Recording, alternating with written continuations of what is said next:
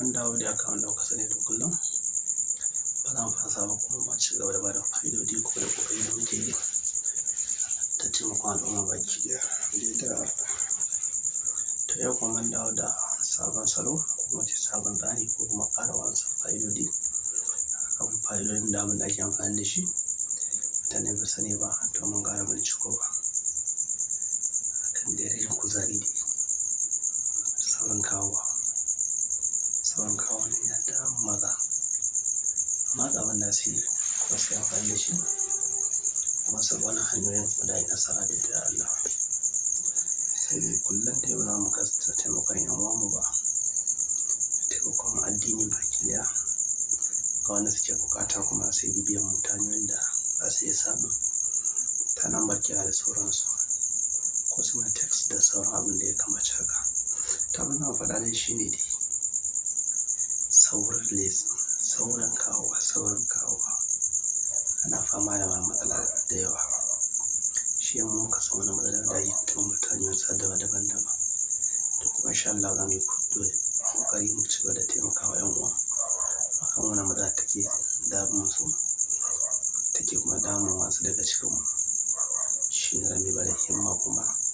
da gudunmawa 100% akan lafiyar yan uwan mu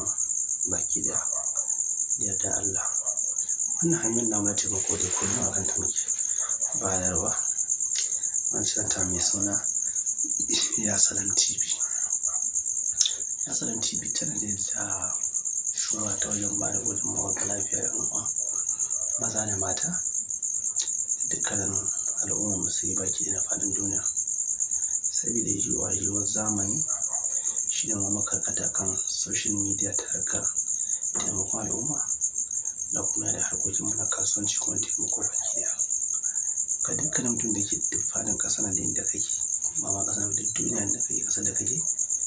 in dai kana da harshen Hausa kuma da buƙatar taimako ga wajen mu za ku yi bin mu su kuma sannan saƙon tura mashi duk inda kake da yarda Allah sai biyu mu kamun ma da naftek number rajista daga ƙasa baki ɗaya za mu iya sawa ta kamfanin da ake tura saƙo ƙasashen waje kamar yan service office da sauransu zai je har gunda kake insha Allah wanda na wanda kake kasar mu Najeriya to nan kuma anguwa ce za mu tura maka ko kuma samu agent din mu a cikin abokan aiki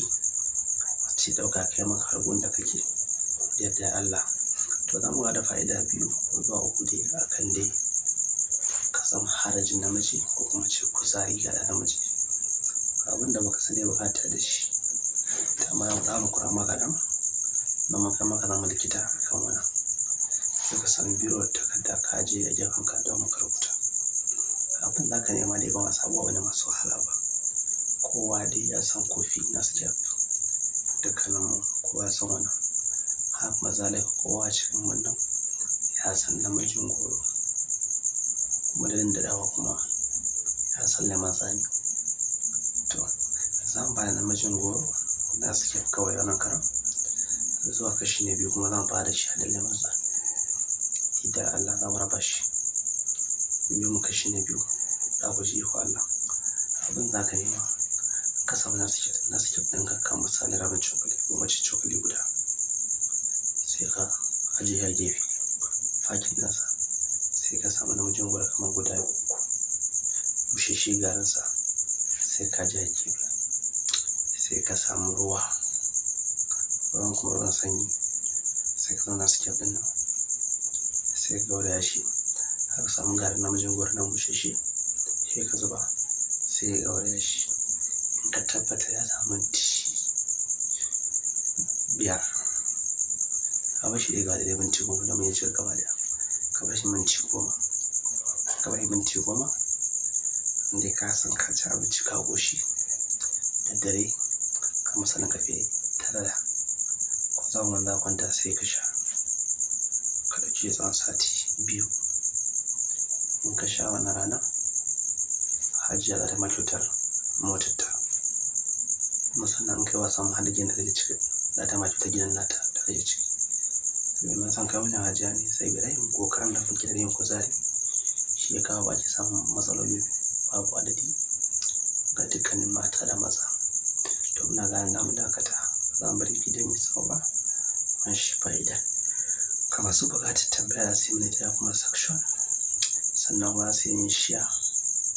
sannan su yi min like, sannan su yi subscribe, sannan ka ƙararrawa sanarwa da za mu da wasu bidiyo history suke sa taki a lokacin.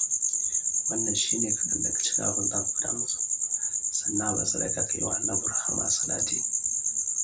sannan ka tura wa ƴan uwan musulmi su amfana. Allahumma salli ala sayyidina Muhammadin wa sallim wa ala ali Muhammadin wa ala rabbika rabbil izzati amma yasifun wa salamun alal mursalin walhamdulillahi rabbil alamin. Ku rattaba mana subscribe sannan ku danna ƙararrawa. Haka zalika ku baɗa mana like, ku saburbuɗo mana sharhi, sannan ku yaɗa wannan ɗauka. Ta yi kenan.